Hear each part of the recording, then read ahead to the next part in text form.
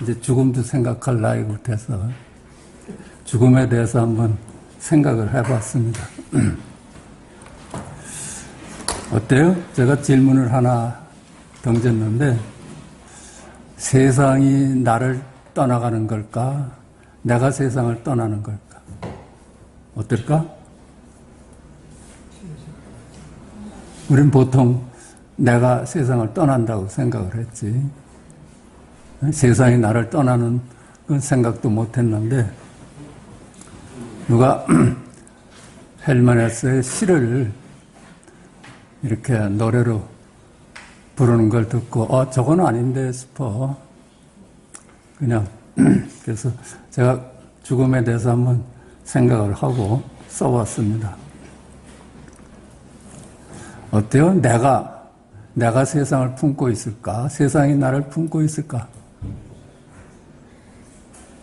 그렇게 말을 하죠. 제가 50대 그때 접한 책에서는 우리의 착각이라는 거야. 내가 세상을 품고 있지 세상이 나를 품고 있는 게 아니다는 거야. 그때 굉장히 신선하잖아요. 내 안에 세상이 있지 세상 안에 내가 있는 게 아니래. 그렇잖아요. 우리가 봐도 거울이 영상을 품고 있듯이 내가 세상을 품고 있는 것입니다. 거울과 영상이 나눌 수가 없잖아. 근데 영상이 거울을 품고 있다고 말은 안 하지. 거울이 영상을 품고 있지. 영상은 늘 바뀌는데 거울은 여여해. 그 거울 자리를 나라고 본다면 내가 세상을 품고 있는 것이지. 죽음이라는 것은 세상이 나를 떠나가는 거지. 세상 안에 내가 있는 것이 아니라 내 안에 세상이 있는 것이다. 우리 여타지 공부해온 게 이거예요. 내 품 안에 세상이 있다가 죽음이라는 건 세상이 나를 떠나는 거야. 마치 꿈속 세상에 있다가 깨어나잖아요. 꿈에서 내가 빠져나온 걸까? 꿈속 세상이 나를 떠난 걸까? 꼭 그렇잖아요. 마찬가지로 이 세상, 이 꿈이라고 하면 이 세상이 나를 떠난 거고 딴 세상이 나를 찾아오는 게 우린 윤회다, 거듭난다 그러죠.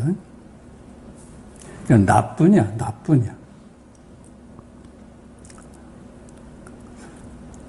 보고 듣고 앉고 서고 생각하고 말하고 좋아하고 미워하고 노여워하고 즐거워하고 욕심내고 그런 일이 다 어디 일일까요? 지금 여기 일이에요. 우리 일상이 여기 일 아니었어요? 보는 거, 듣는 거, 앉고 서는 거, 생각하고 말하는 거, 좋아하고 미워하는 거, 노여워하고 즐거워하는 거, 욕심내는 거. 그건 누구의 일일까? 내 일이지, 그죠? 지금 여기 일이지. 너와 나를 나눠본 그 내가 하는 일이 아니라 지금 여기 일이죠. 지금 여기 일.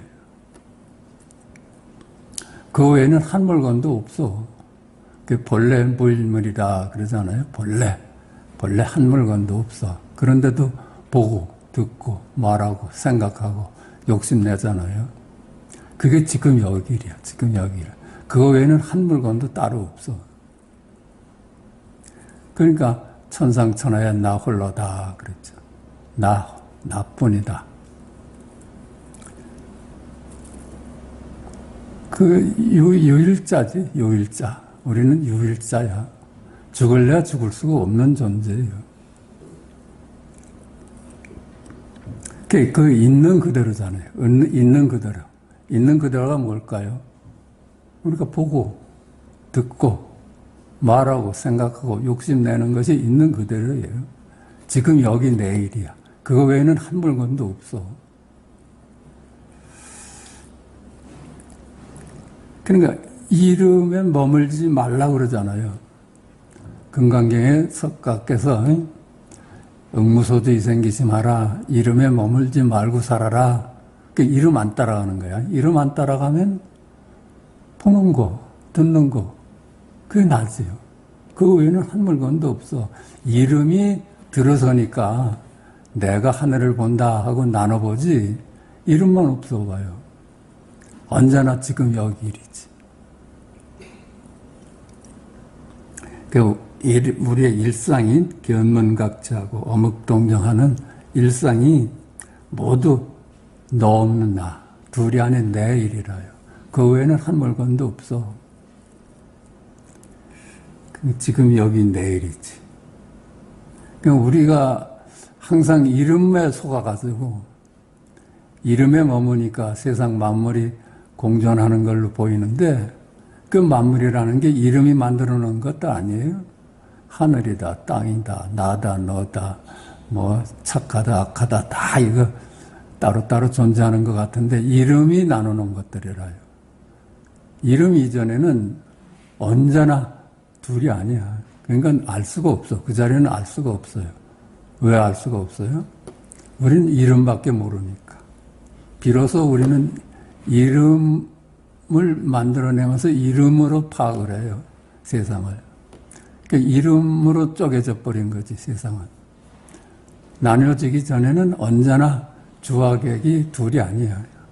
보는 자와 보여지는 대상이 나눌 수가 없어. 그게 유일자죠, 유일. 오직 한 분뿐이라요.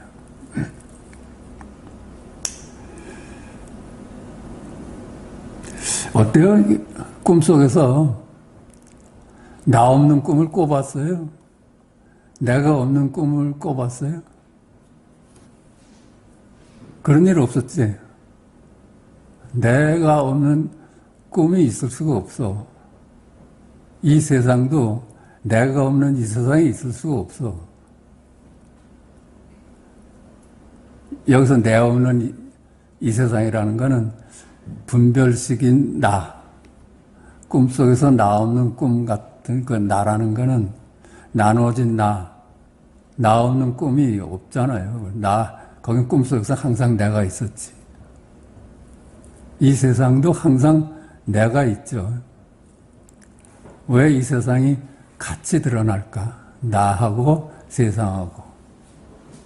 그게 유명한 석가께서 밝히신 연기라요, 연기.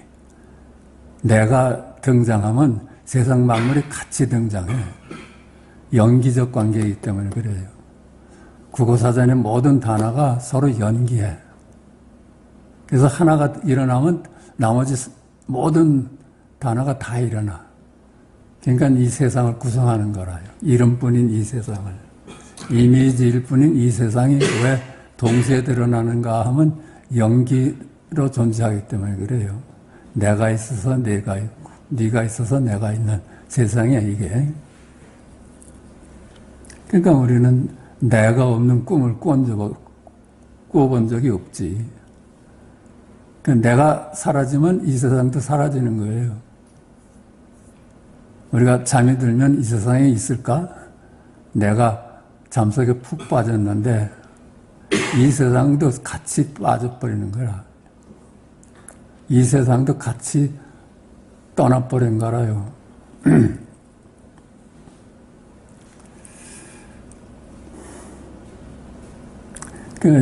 나만 잠드는 게 아니라 이 세상이 잠들어 버리는 거예요. 우리가 잠속에 빠지면은, 그 잠에서 깨어나면 이 세상이 같이 일어나죠. 그 중에 나도 있고 너도 있는 세상이지. 죽음은 어떤 걸까? 죽음. 본래 내가 이 세상을 떠나는 건 아니야. 그치? 영상이 거울을 떠나듯이 이 세상이 나를 떠나는 거라요. 내 본래 얼굴, 내 본래 면목은 둘이 아니거든. 둘인 자리가 나를 떠나는 거야. 그게 죽음이라요. 거울은 죽을 수가 없지. 영상만 왔다 갔다 하죠. 어젯밤 꿈을 내가 나왔을까? 그렇죠? 꿈속의 세상과 같이 사라졌지. 그게 꿈에서 깨어나는 거라요. 어젯밤 꿈이 나를 떠난 걸까?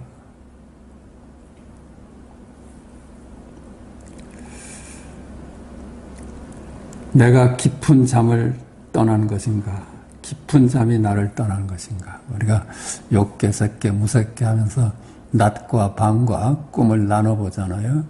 그것도 오면은 하나의 세계야. 꿈의 세계가 있고 낮의 세계가 있고 꿈도 낮도 아닌 꿈꾸지 않는 밤의 세계가 있잖아요. 그걸 3개를 윤회한다고 봐요. 그 세계를 그대로 인정을 하면 윤회한다고 봐야지. 그치? 그냥 윤회한 바가 없어. 나는 윤회한 바가 없어. 꿈과 낮과 밤이 차례로 나를 찾아왔다 떠나는 거지. 나는 늘 여여한 존재라. 그러니까 어때요? 내가 욕계, 색계, 무색계를 윤회한다고 볼까? 아니면 욕계, 색계, 무색계가 차례로 나한테 왔다가 떠나고 그러는 걸까? 나는 불변하는 진여문이고 욕계, 색계, 무색계는 변해가는 생멸문입니다. 거울은 여여한데 영상은 자꾸만 바뀌어. 그게 우리가 파악하는 세상이라요. 그 영상은 혼자만 있질 않잖아. 늘 한 세상하고 같이 있지. 죽음은 욕계, 색계, 무색계가 나를 떠나는 거라요. 죽음이라는 것이 욕계, 색계, 무색계가 나를 떠나는 거예요. 태어나면 욕계, 색계, 무색계가 나를 찾아오는 거. 찾아오면은 내가 태어난 거가 되고 그 영상이 사라지면은 죽은 거라. 우리 그렇게 파악하고 있어요. 그러니까 육도연애도 마찬가지라요. 근본 나는 지금 여기 실제 하는 내 본래 얼굴은 죽는 바도 없고 태어난 바도 없어. 우리가 생각하는 천국이나 지옥이 찾아왔다 떠나고 찾아왔다 떠나는 거지 우리가 지옥을 떠나서 천국으로 가는 게 아니라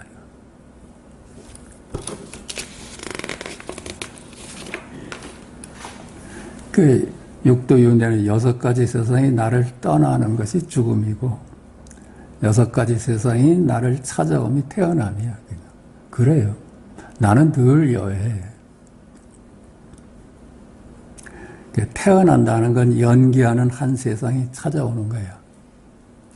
죽음도 연기하는 한 세상이 떠나는 거라요. 나는 늘 여해. 그러니까 본래 무일무일하는 그 나지. 그 원래 한 물건도 없는 그 자리가 어떻게 생사가 있겠어요? 나는 오감이 없어 여여하다.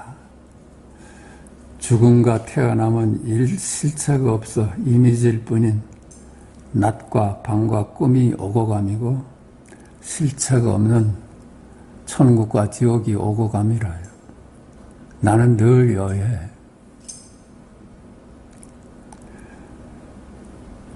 오고감이 끊긴 나는 출세간이고 오고 가는 이 세상은 세간이라고 우리가 얘기를 합니다. 오고 가는 세상은 세간이고 오고 감이 끊긴 세상은 출세간이야. 거울과 영상인 것 같아. 오고 감이 끊긴 진여문은 거울이고 오고 가는 세상인 영상은 우리 세간입니다. 근데 거울과 영상을 나눌 수가 없잖아. 세간이 출세간이고 출세간이 세간이야. 거울이 영상이고 영상이 거울이야. 그걸 나눌 수가 없어. 둘이 아닌 나와 욕계, 색계, 무색계를 역시 나눌 수 없고 둘이 아닌 나와 육도 윤회의 세상을 나눌 수가 없어. 항상 여여한 자리는 나야. 세상은 바뀌어가도. 출세간이 세간이고 세간이 출세간이라 해요. 나눌 수가 없어.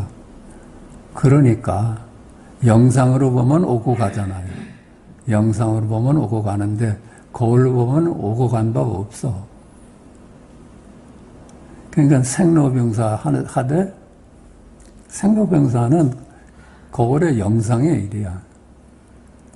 거울은 생로병사한 바가 없어. 그러니까는 우리가 말하는 것이 생로병사 하되 생로병사 한 바 없다 이렇게 얘기하는 거예요. 희노애락 하되 희노애락 한 바 없어. 그래요. 그건 영상의 일이야. 세상 모든 일은 비춰진 영상의 일이라요. 그 영상의 일을 하고 거울하고 나눌 수가 없잖아. 세간하고 출세간하고 나눌 수가 없어. 그러니까는 모든 일을 다 짓거리를 모든 일을 다 하되 한 바가 없어. 그 오욕칠정 뭐 그런 거 다 하는데 그런 적이 없어. 그게 이제 둘이 아닌 자리에 눈을 떴을 때 이렇게 보여지는 세상입니다. 그렇게 파악되는. 그 더 이상 뭐 할 말이 이제 없어. 그러니까 어때요? 우리가 언제나 주객합일 아니에요? 언제나 거울과 영상 사이 아니었어? 언제나 그래요. 언제나.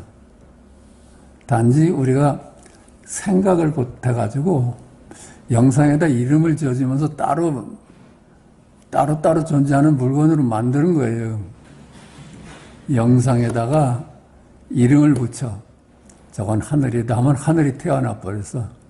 따로 존재하게 됐어. 저건 산이다 하니까 산이 따로 존재하게 됐고, 바다다 하니까 바다가 따로 존재하게 됐고, 나다 하니까 나가 따로 존재하고, 네가 따로 존재하게 됐거든. 그게 그러니까 뭐라고 그래요? 여몽환포형이라 그러죠. 그건 실체가 없는 이름뿐이고 이미지일 뿐이다 그런 거예요. 그러니까 거기 머물지 말라고 석가께서 말씀하는 거 아니에요? 거기 머물면 갈등하는 세상을 맞이하고 머물지 않으면 열반이다 한 거야 그냥. 고해가 그렇기 때문에 오잖아요. 영상에다가 이름을 붙여서 모든 만물이 따로따로 존재한다고 보니까 그만 비교하게 되고 비교는 갈등을 낳고 그 갈등이라는 것이 고해라요. 사바세계라. 그러니까 다른 방법이 없어. 이 고해에서 벗어나는 유일한 길입니다. 이게 고집멸도 그러잖아요. 고해 원인이 뭐냐? 세상을 둘로 만물로 보는 것이 원인이다. 그 집이라, 집, 고집. 그러니까 고에서 벗어나는 유일한 길은 집을 부숴버리는 일밖에 없지. 둘이 아닌 걸로 보는 눈을 얻는 거라요. 우리 공부가 그거라요. 둘이 아닌 눈으로 보는 거. 그게 고집 멸이라요, 멸. 아, 둘로 보는 안목을 둘이 아닌 안목으로 바꾸는 거예요. 근데 여태까지 우리가 공부해 왔듯이 둘이 아니잖아요. 전부 지금 여기 일이잖아요. 전부 지금 여기 일이야. 이 공부가 대단한 공부라는 것이 우리를 한갓 피조물에서 창조주로 바꾸는 주인으로 새로 거듭나게 하는 공부라요. 이 공부가 없으면은 항상 피조된 자리로, 수동적인 자리로, 주동적인 놈이 못 되고 그렇게 살 수밖에 없지. 근데 여기에 눈을 못 두고선 아무리 좋은 세상을 만들고 바꾸려 해도 그건 불가능해. 둘로 보는 한은 고를 떠날 수가 없어. 이건 얼마나 간단한 얘기야. 고집멸도. 세상이 왜 고냐? 그건 집이다. 둘로 만물로 보는 네 눈 때문에 그렇다. 그러면 비교하고 갈등하게 된다. 이걸 없애는 길은 멸이라. 만물을 실체가 없다고 보고 둘이 아닌 눈을 떠야 된다. 그러면 바로 열반이라는 거예요. 그 더 이상 공부할 일이 없어. 왜 스님들이 법상에 올라가지고 이러고 내려가시잖아요. 사실 그거 외에는 전할 일이 없어. 그거 외에는 전할 일이 없어. 예. 손가락 하나 드는 거 외에는 전할 일이 없어.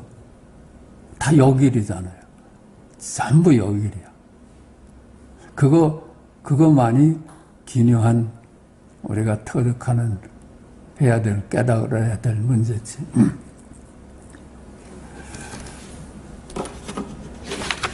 오늘 고칙을 가져와 봤습니다.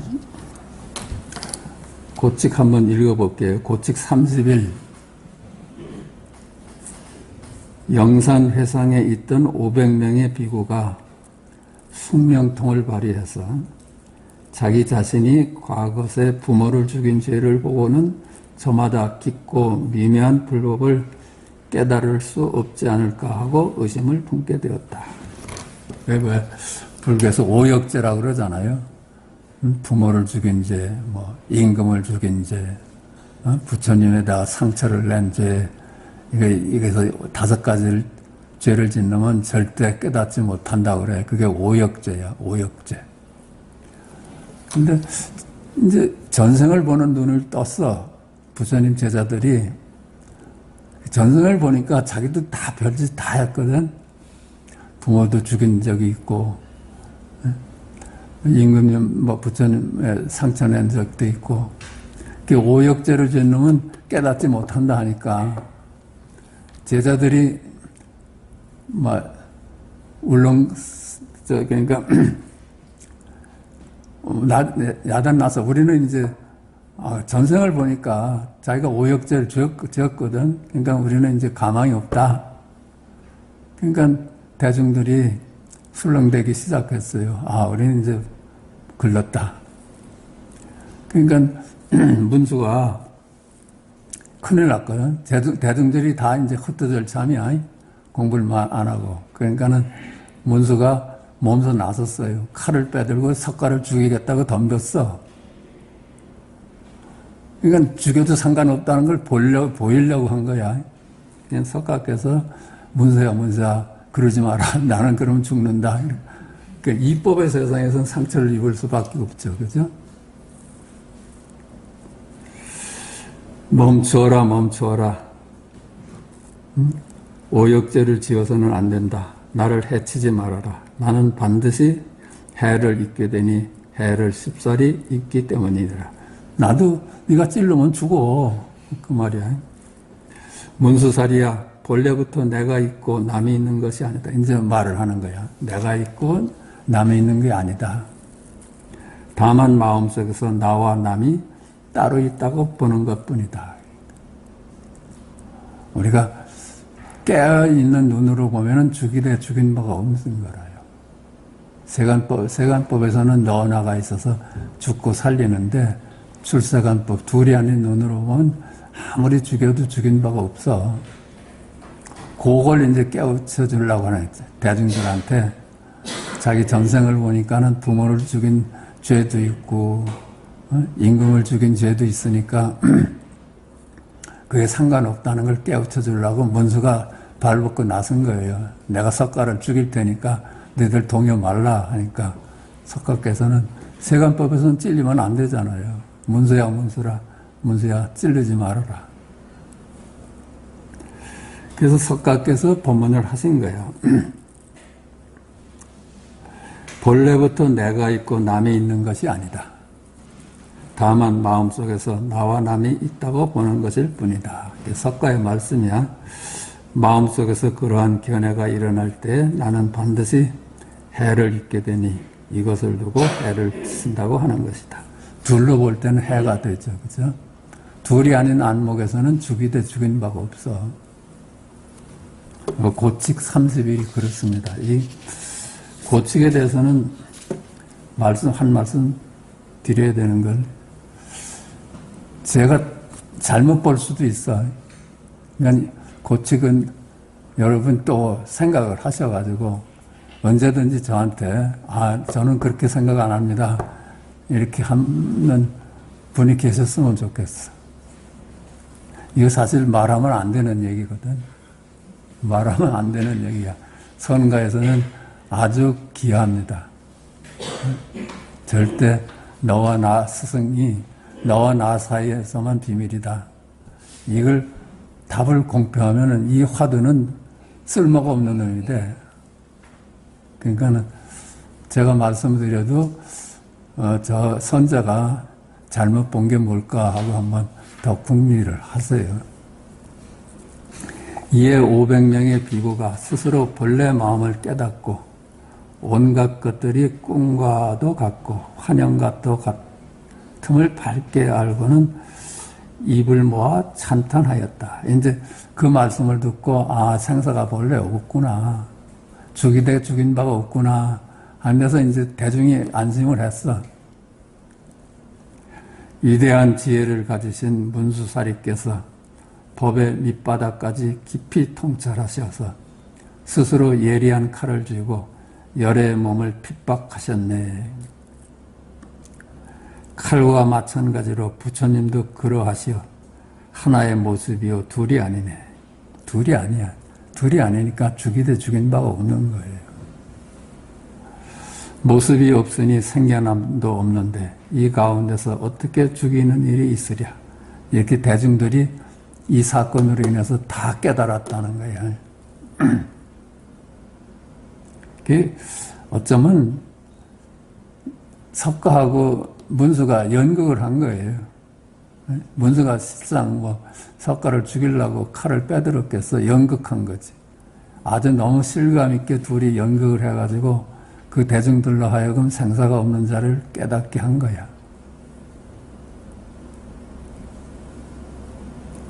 고칙 32 봅시다. 문수가 부처님들이 모여 계신 곳을 찾아갔더니 마침 부처님들은 자기 처소로 돌아가려던 참이었다. 그런데 오직 한 여인이 저 세존의 곁에 가까이 앉아서 선정에 들어있었다. 이에 문수가 세존께 여쭈었다.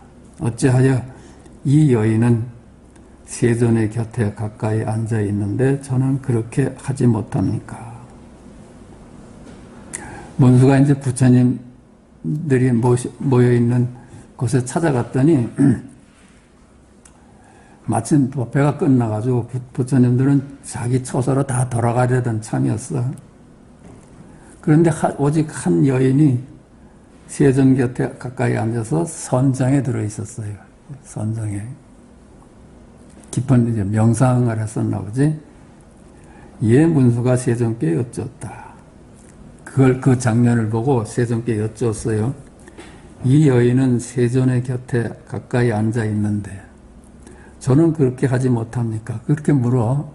이 여인은 석가 당신하고 가까이 앉아 있는데 나는 왜 가까이 앉아 있지 못합니까? 이렇게 묻는 거야. 왜 그렇게 물었을까?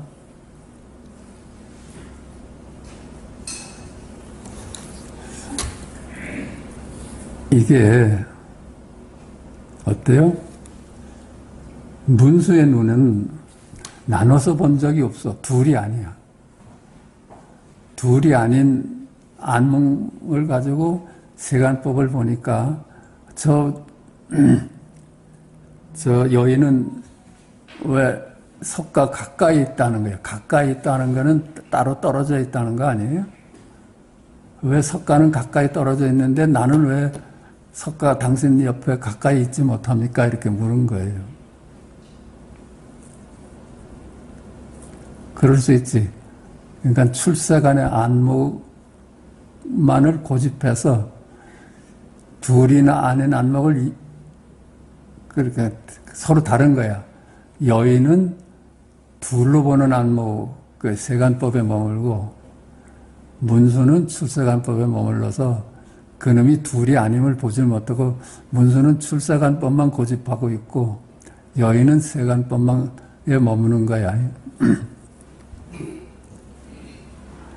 이에 문수가 세존께 여쭈었다. 어찌하여 이 여인은 세존의 곁에 가까이 앉아 있는데 가까이 앉아 있다는 건 둘로 보는 거 아니에요? 그 여인하고 세존을 둘로 보고 있어. 저는 그렇게 하지 못합니까? 제 안목으로는 당신하고 나는 떨어진 적이 없습니다. 둘이 아닙니다. 근데 여인은 어찌 당신네 가까이 있을 수 있습니까? 이게 질문이야. 그러니까 이게 여자 출정이라는 아주 어려운 화두입니다. 제가 전에 그 스님 따라다니면서 이 화두 가지고 한참 애를 먹었어. 그러니까 둘로 보느냐 하나로 보느냐는 안목의 차이입니다. 여인은 둘인 안목을 갖고서 보니까 섞어하고 나뉘어져 있어, 떨어져 있어. 근데 문수는 둘이 아닌 안목이니까 둘로 보는 걸 이해를 못하는 거예요. 서로 자기 안목만 주장하는 거예요. 세종께서 문수에게 일러주었다. 내가 이 여인을 선정해서 깨워 직접 물어보거라. 내가 이 여인을 선정해서 깨워서 네가 물어봐라, 그 여자한테. 그러니까 이에 문수는 여인의 주위를 세 바퀴 돌고는, 그 여인의 주위를 세 바퀴 돌고는 손가락을 한번 튕기고 이렇게 튕겼다는 거야. 깨는 거지. 곧 범천에까지 닿을 만큼 자신의 신통한 능력을 다하였으나 여인을 깨울 수가 없었다. 여인을 깨울 수가 없었어. 왜 깨울 수가 없었을까?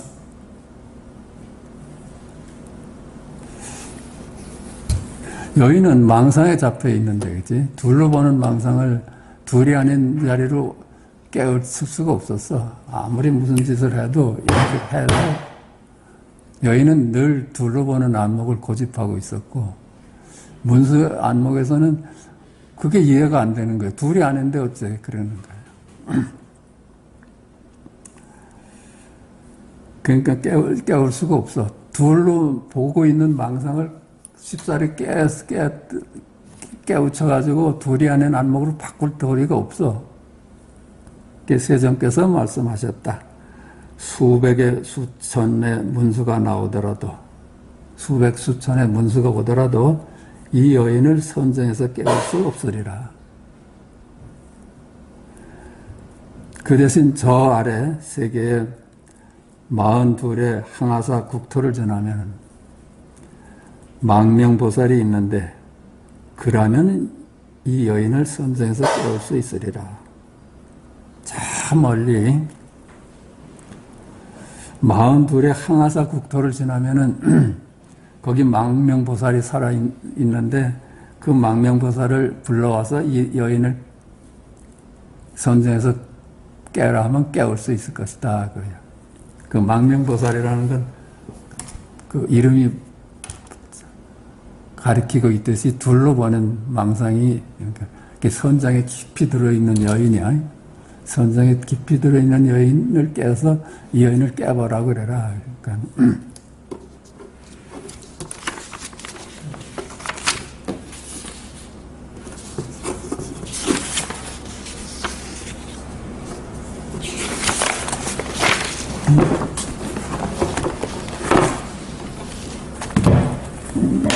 이게 어디 갔나?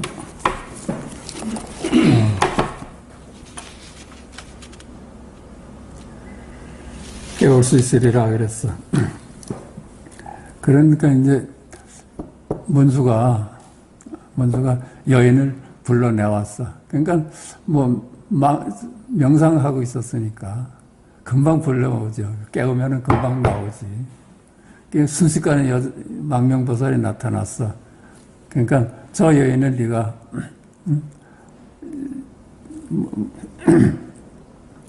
얘기를 하고 저 여인을 깨워봐라 그랬거든. 그 망명보살이 똑같이 3번 손가락을 튕기니까 그 여인이 선정해서 깨어났다는 거야. 그게 문수는 하지 못했는데 망명보살이 오히려 했어. 왜 그럴까? 안목이 달라서 그래요. 문수는 둘이 아니다는 안목을 고집하고 있어. 그러니까 이 여인을 둘이 아닌 안목으로 가져올 수가 없는 거야. 둘이 아닌 안목을 갖고 있는 망명보살은 선생에서 깨어나게 할 수 있었는데, 그 얘기라요. 그 여자 출정이라, 이 여자 출정이야. 근데 둘 다 잘못된 거 아니에요? 둘이 대 둘이 아닌 그 안목을 중에서 망명보살은 둘인 데만 잡혀 있고 문수는 둘이 아닌 것만 고집하고 있는 거야. 서로 이 안목이 다르니까 문수가 볼 때는 그 여인이 둘이 아닌데 왜 나는 둘로 안 보입니까? 이런 얘기를 해요. 나는 왜 둘로 안 보입니까? 저 여인은 둘로 보는 세상을 사는데 나는 어찌 둘이 아닌 세상을 삽니까? 그거야. 그게 자기 안목만 고집하는 거라요. 근데 여기서도 둘이 대 둘이 아닌 거라요. 그 안목까지 가야 되는 거라.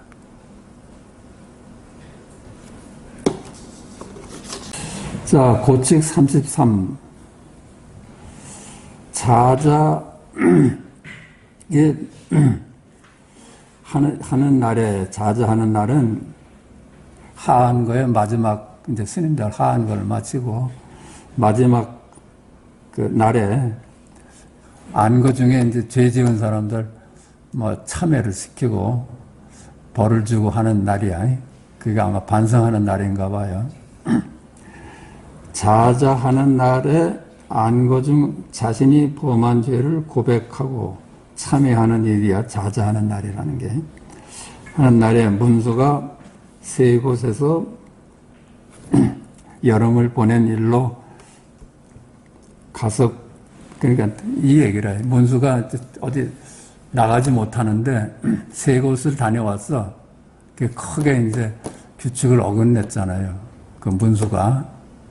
그런 날은 이제 그 자자의 마지막 날은 이제 혼을 내거든.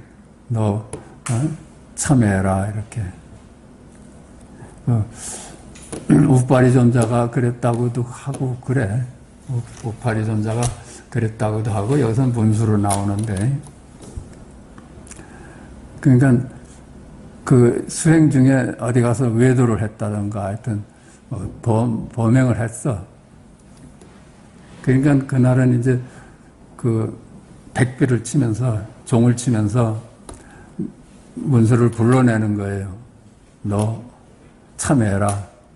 내 너 다 안다. 너 3번이나 밖에 나갔어. 규칙을 어기지 않았느냐. 그러니까 그만 백천만의 문수가 나타나는 거예요. 동시에. 그 어느 놈을 때릴 수가 없어.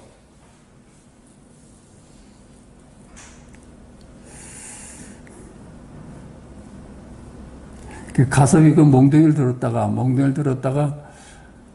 뭐 수천 명, 수만 명의 문수가 동시에 나타나니까 어느 문수를 때릴 수가 없어. 그러니까는 이래요. 10억의 억만 배나 되는 문수가 나타났다. 가섭은 자신의 신통력을 다하였으나 결국 망치를 들 수 없었다.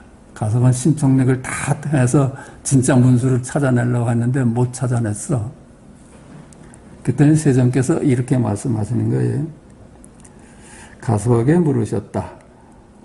네가 어느 문수를 내쫓으려 하느냐? 어느 문수를 때려주려 하느냐? 가섭은 대답하지 못하였다. 가섭이 이제 기울반장이었나 봐. 그 문수가 그 하한 거 중에 3번이나 밖을 나가서 무슨 규칙을 어겼는데 그걸 벌을 주려고 이제 종을 치면서 문수는 야 나와라 하니까 100만의 문수가 동시에 나타났다는 거야.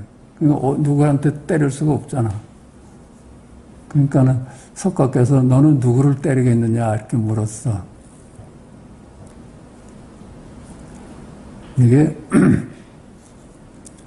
뭘까?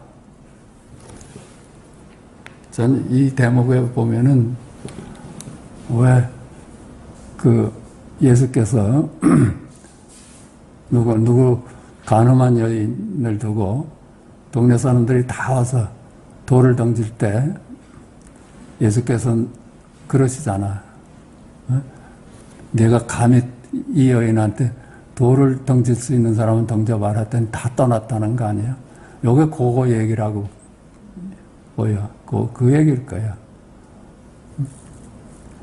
그러니까 이 엄격한 뭐 규율이나 뭐 이런 걸 요구하는데 우리 마음속에서는 이 별일이 다 있거든.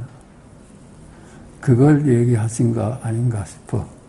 그래서 요거를 얘기를 안 해서 마저 했습니다.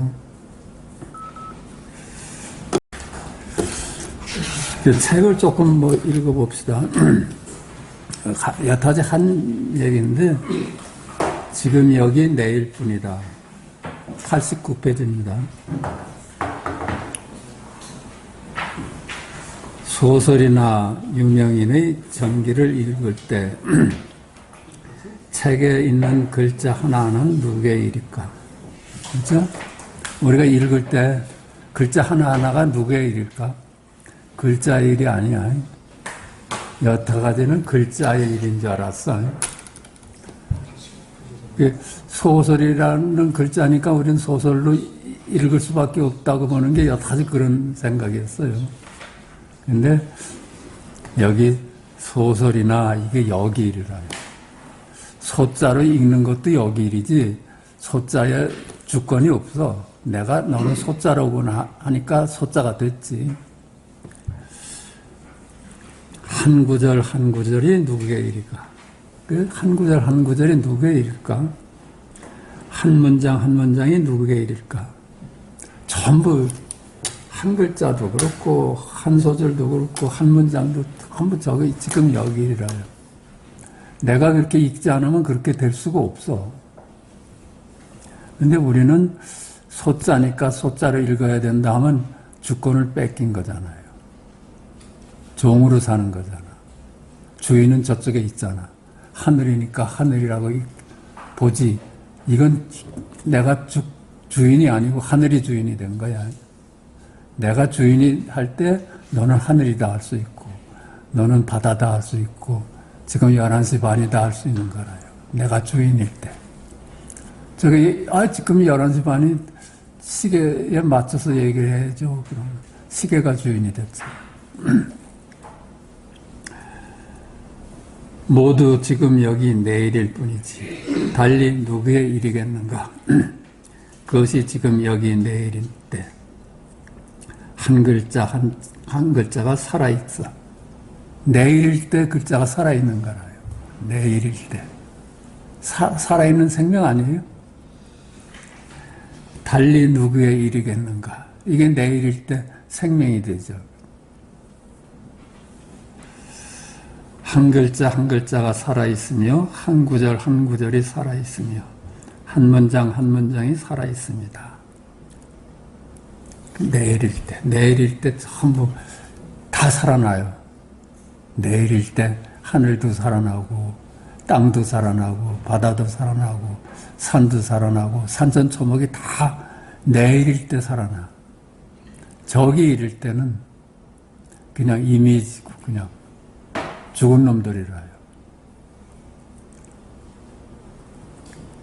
그냥 다 살려내는 공부라요. 이게 다 살려내는 공부라요. 그렇지 않고 그것이 소설이나 전기에 등장하는 사람들의 거기에 등장하는 산천초목의 거기에 등장하는 만물의 일이라고 본다면 이는 말을 따라가고 모양을 따라가 말에 머물고 모양에 머무는 것이다. 주인이 말이 돼버렸어. 주인이. 내가 주인으로 살지 않고. 그것은 이름뿐인 개념의 세상이고 생명을 잃은 이미지인 세상이다. 역사에서 봐도 그래요. 그게 옛날엔 신본주의였잖아요. 신이 주인이었어. 그래서 인본주의로 바뀌었잖아요. 사람이 중심이다 하는. 내가 중심이라요. 나뿐이라요. 나뿐. 어떤 글자도 어떤 것도 내가 그렇다고 하기 전에는 그놈이 스스로 그럴 수가 없어. 우리 나 자신은 내 본래 면목은 뭐라고 말을 해도 나잖아요. 하늘이라 해도 나오고 신이라 해도 나오고 똥막대기다 해도 나잖아요.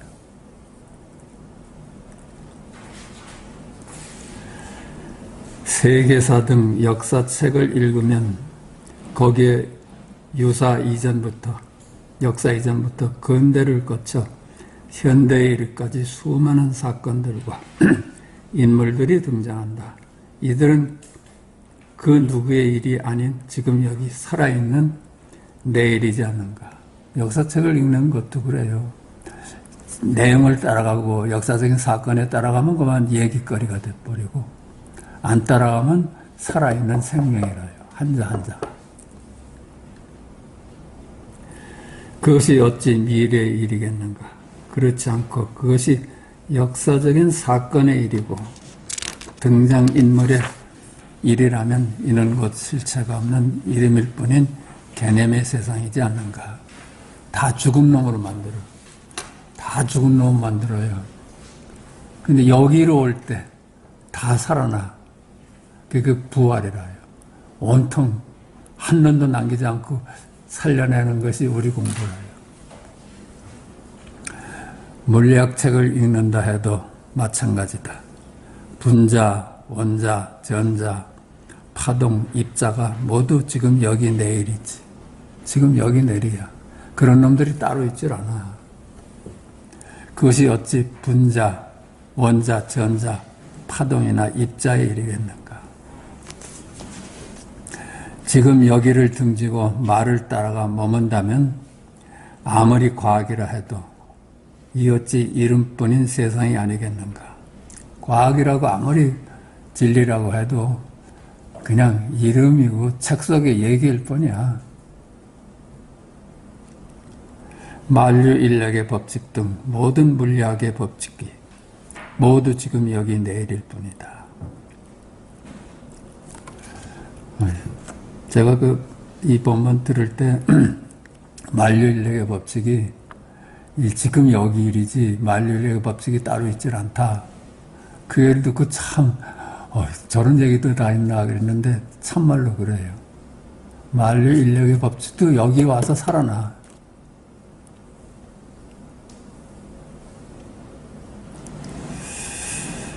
빅뱅이 300억 년 전에 일어나 오늘에 이르렀다 해도 여기 일이죠. 그죠? 300억 년 전에 빅뱅이 일어났다. 이게 여기 일이죠. 그냥 말 따라가면 그냥 이미지야. 이미지. 우리가 상상하는 이미지라요. 우주의 성주 개공이 헤아릴 수 없이 거듭된다 해도 모두 지금 여기 내릴 뿐이다.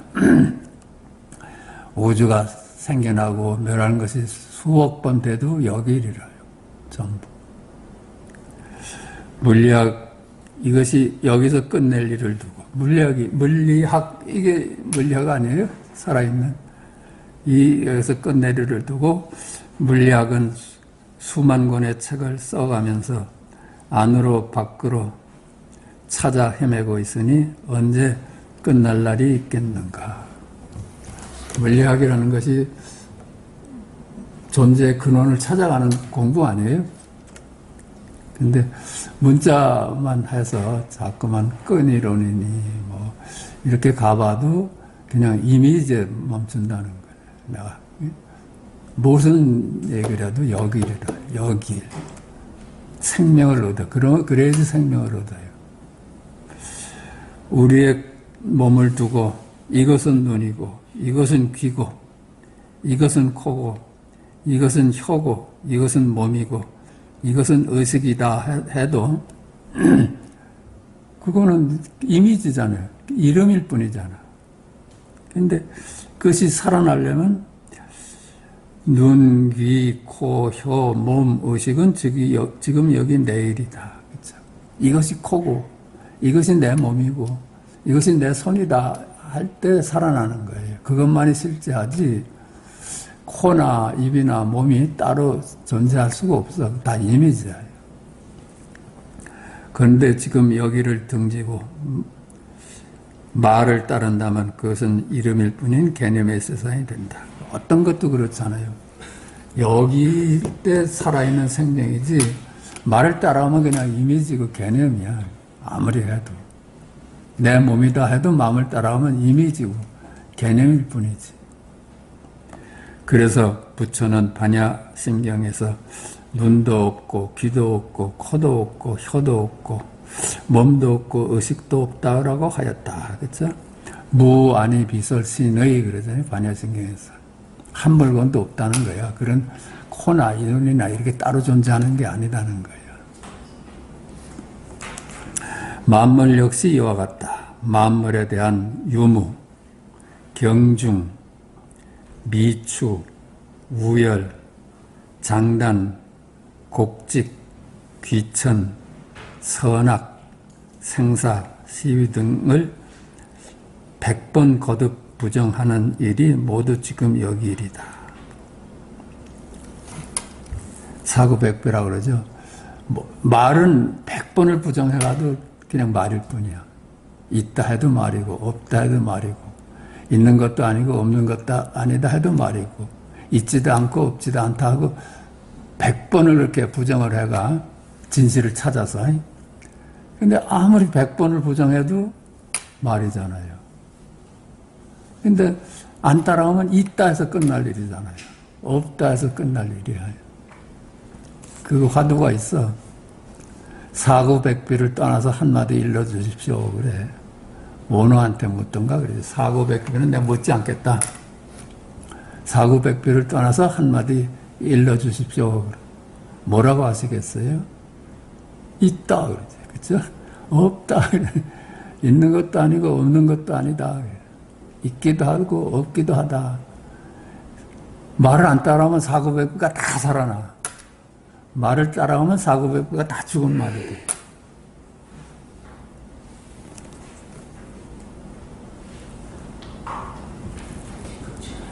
이와 같이 분별만 따르지 않는다면 이 세상은 둘이 아닌 색즉 시공 공즉 스색이다. 둘이 아니다. 색즉 시공 공즉 스색이다는 게 주객이 둘이 아니다 하는 얘기야. 둘이 아닌 둘이 이어서 모양마다 열애고 말씀마다 열애다. 그랬죠? 따라가지만 않으면 모양마다 지금 여기 일이고 이름마다 지금 여기 일이야. 그렇지 않아요? 나눠볼 수가 없잖아. 이름을 지어버리면 나뉘어지는데 이름을 안 지어버리면 전부 주객합일에 지금 여기 일이라요. 그러니까 자꾸만 제가 말씀드리는 것이 단지 말만 안 따라하면 거기가 언제나 열애자리를 떠나는 게 아니라요. 말을 따라갈 때 그만 말의 노예가 돼버리는 거지. 견문각지, 어묵동정, 행주자화 등 우리의 일상이 모두 지금 여기 열애에 드러납니다. 모두가 살아있는 지금 여기 내일이다. 천상천하에 오직 둘이 아닌 열애만이 존재한다. 오직 천상천하에 나 홀로다. 자, 그 둘이 아닌 열애는 무엇인가? 그렇죠?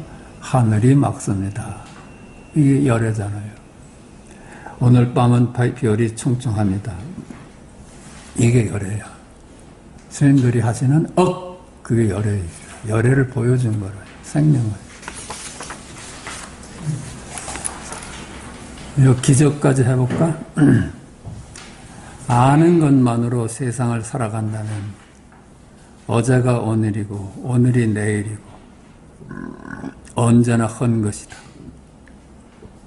그 아는 세상은 그렇잖아요. 아는 세상은 어제가 나고 오늘이 나고 내일도 나야. 어제가 박준수고 오늘도 박준수고 내일도 박준수야. 그 지루하잖아요. 늘 흥거로 살아. 언제나 헌 것이니 어제의 내가 오늘의 나고 내일의 나고, 어제의 아내가 오늘의 아내고 또 내일의 아내야. 어제의 일출이 오늘의 일출이고 또 내일의 일출이야. 당신은 항상 지루함으로 채워질 것이다. 일출을 보고 감동할 수 없는 것이 그거 어쨌든 해야 이래. 말 따라가고 모양 따라가서 늘 보는 해인데 뭘. 근데 기억 없이 보면은 정말로 감동이죠. 기억이 거기 계획을 하니까 그냥 맨날 그놈이 그놈이라요. 우리 세상이 사실은 그렇거든. 늘 새롭고 새로운데 이름에 머물면 늘 헝거려요. 늘 헝거려 살아. 우리가 아는 것은 이름일 뿐이니 만약 당신이 모르는 눈으로 세상을 함께 한다면 우리의 일상인 견문각지 어묵동정 행주자화가 온통 기적이 아니겠는가. 모르는 눈으로 산다면, 아는 것에 걸리지 않고 산다면, 그렇죠? 무소의 불처럼 혼자서 산다면, 이름 없이 산다면 이 말이야. 이름 없이 산다면 전부 기적이죠. 우리가 감동하지 못하는 거는 산에 올라가 보면 거기 제비꽃도 피어있고 뭐 민들레도 피어있고 다 그렇거든. 감동할 수 없는 우리 감동이 묻어있는 거는 너무 이름에 익숙해져 있어서 그래요. 이름이 없이 보다면 언제나 감동이지. 그렇다면 그게 온통 기적이지. 세상은 사실은 기적으로 꽉 차 있는 거야. 모르는 눈으로 살면. 아는 눈으로 사니까는 늘 흔 거지. 오직 모를 뿐이니 나날이 새롭고 나날이 좋은 날이다. 그렇죠? 암이 모름이고 모름이 암이니 나눌 수가 없다. 암과 모름이 나눌 수가 없어. 근데 말을 안 따라가면, 아는 걸 안 따라가면 언제나 세상은 기적같이 다가오는 거라요. 암을 등지면 세상살이에 어둡고 모름을 등지면 윤회를 불러온다. 이 암, 그죠? 여기만 고집하면, 지금 여기만 고집하면, 암을 등지면, 그래, 지금 여기를 버리고 세상을, 이름을 따라가면은, 암을 등지면 세상살이에 어둡고, 모름을 등지면 윤회를 불러온다. 그렇죠? 우리가 공부하지 않으면은, 학교 다니지 않으면은, 학교에서 수업을 받지 않으면 세상살이 어두워. 세상 공부를 해야 돼. 근데 단지 불에 모를 수 있다는 것이 깨달음이 아니, 그 모를 수 있음을 등지면은 그건 윤회를 불러오지. 그렇지 않겠어요? 아는 것이 윤회를 불러오니까 모를 수만 있으면 윤회를 벗어나 있는 거지. 암과 모름은 존재의 양면이니 오직 알되 모를 수만 있다면, 알되 모를 수만 있다면 언제나 수처작주고 입처개진이다. 언제나 주인으로서 이 세상을 산다 이겁니다. 자, 마치겠습니다.